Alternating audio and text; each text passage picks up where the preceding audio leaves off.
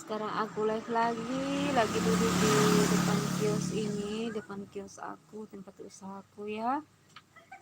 Karena guys di Ambon ini, saya tidak tahu di tempat kalian seperti apa, tapi yang jelas di tempat aku ini panas gitu. Kadang berawan, kadang gerimis, kadang hujan.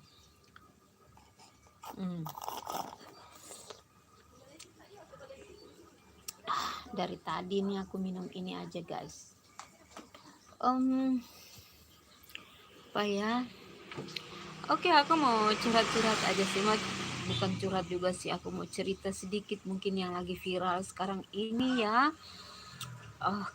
Ketika suaminya sukses langsung diceraikan istrinya.